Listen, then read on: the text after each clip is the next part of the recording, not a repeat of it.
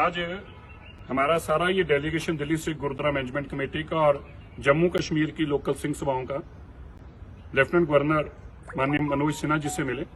जो forceful conversion की गई, गन पॉइंट के ऊपर हमारी बच्ची अगवा की गई, जबरन निकाह किया गया, जबरन उनका धर्म बदला गया, उसको लेकर हमने चिंता जाहिर की। हमें ये आश्वासन मिला कि किसी भी सूरत में वो बच्चियां जो अगवा की गई हैं, जिनका जबरन निकाह पड़ा गया, वो इस किसी भी सूरत में वहां नहीं रहने दी जाएंगी। परिवार की बेटियां जो हैं वो सुरक्षित परिवार के तक पहुंचाई जाएंगी।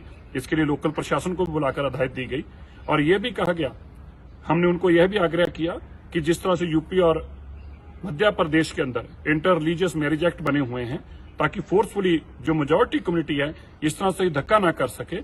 और हमारी इस बात की भी चिंता है कि जो लोगों को आज कहा जाता है कि वहां से कश्मीरी पंडितों को वापस लाया जाएगा, तो आप उनको रिहेबिलिटेट कैसे करेंगे? जो लोग यहीं बैठे हैं, जब वही सुरक्षित नहीं महसूस करेंगे। तो मैं धन्यवाद करता हूं।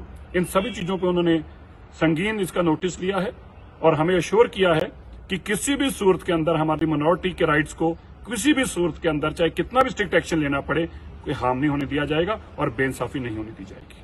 कि जिस तरीके आज साडी लोकल कमेटी ने गवर्नर साहब ਨੂੰ दो टुक जवाब देता भी किसी भी सूरत अंदर भावें हालात विगड़न भावें ना विगड़न, साडी कोई ठेकेदारी नहीं। ये आपसी जिहड़ी मुहब्बत है तां ही बनी रह सकती है अगर दोवें पासियों तो होवे। ये नहीं हो सकता कि इस मेजॉरिटी दी 50 धीआं जिहड़ियां ने जदों सीए दे दंगे हो रहे सीगे, महफूज नहीं सी, फोन करके कह रही सानू सलामत अपने घरां च पहुंचाओ। ने ਲੱਖਾਂ रुपए खर्च करके उन्होंने बच्चियों को अपने घरों तक श्रीनगर और जम्मू च पहुंचाया और अज साडी वारी आवे तो साडी धीआं नूं अगवा करके लै जा।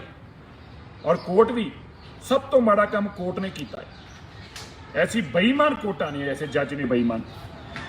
50 साल का बंदा नहीं दिखता, उन्होंने 18 साल की कुड़ी के नाल निकाह करके तुहानूं जस्टिफाई करता पिया जज।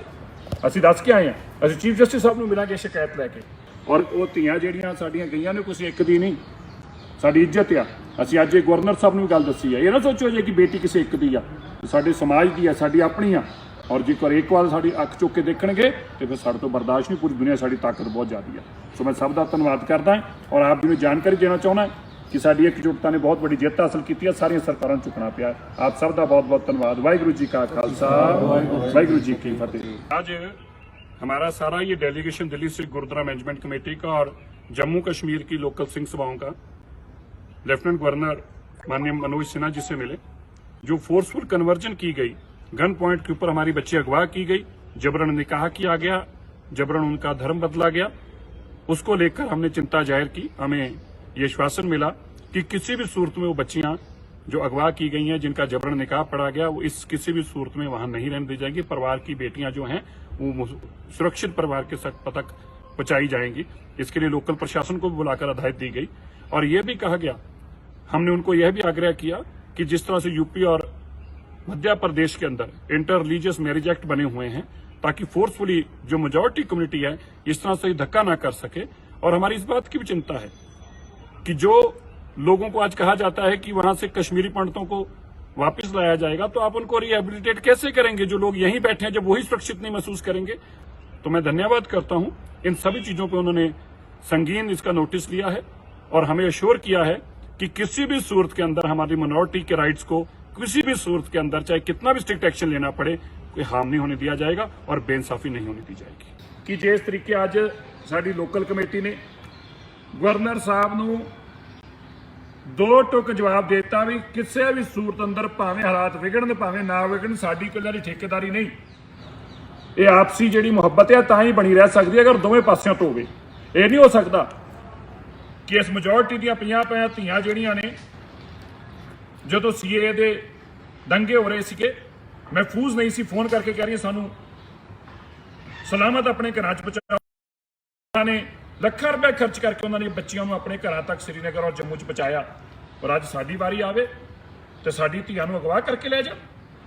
और कोर्ट भी सब तो माड़ा काम कोर्ट ने किया है। ऐसी बेईमान कोर्टां ने, ऐसे जज ने बेईमान। 50 साल का बंदा नहीं दिखता, उन्होंने 18 साल की कुड़ी के नाल निकाह करके तुहानूं जस्टिफाई करता पिया जज। असीं दस के आए हैं, असीं चीफ जस्टिस साहब नूं मिलांगे शिकायत लैके। और वो धीआं जिहड़ियां साडीआं गईयां ने कुछ एक दी नहीं, ਸਾਡੀ ਇੱਜ਼ਤ ਆ। ਅਸੀਂ ਅੱਜ ਇਹ ਗਵਰਨਰ ਸਾਹਿਬ ਨੂੰ ਵੀ ਗੱਲ ਦੱਸੀ ਆ। ਇਹ ਨਾ ਸੋਚੋ ਜੇ ਕਿ ਬੇਟੀ ਕਿਸੇ ਇੱਕ ਦੀ ਆ, ਸਾਡੇ ਸਮਾਜ ਦੀ ਆ, ਸਾਡੀ ਆਪਣੀ ਆ। ਔਰ ਜੇਕਰ ਇੱਕ ਵਾਰ ਸਾਡੀ ਅੱਖ ਚੁੱਕ ਕੇ ਦੇਖਣਗੇ ਤੇ ਫਿਰ ਸਾਡੇ ਤੋਂ ਬਰਦਾਸ਼ਤ ਨਹੀਂ। ਪੂਰੀ ਦੁਨੀਆ ਸਾਡੀ ਤਾਕਤ ਬਹੁਤ ਜ਼ਿਆਦੀ ਆ। ਸੋ ਮੈਂ ਸਭ ਦਾ ਧੰਨਵਾਦ ਕਰਦਾ ਔਰ ਆਪ ਜੀ ਨੂੰ ਜਾਣਕਾਰੀ ਦੇਣਾ ਚਾਹੁੰਦਾ ਕਿ ਸਾਡੀ ਇਕਜੁੱਟਤਾ ਨੇ ਬਹੁਤ ਵੱਡੀ ਜਿੱਤ ਹਾਸਲ ਕੀਤੀ ਹੈ। ਸਾਰੀਆਂ ਸਰਕਾਰਾਂ ਨੂੰ ਝੁਕਣਾ ਪਿਆ। ਆਪ ਸਭ ਦਾ ਬਹੁਤ ਬਹੁਤ ਧੰਨਵਾਦ। ਵਾਹਿਗੁਰੂ ਜੀ ਕਾ ਖਾਲਸਾ, ਵਾਹਿਗੁਰੂ ਜੀ ਕੀ ਫਤਿਹ।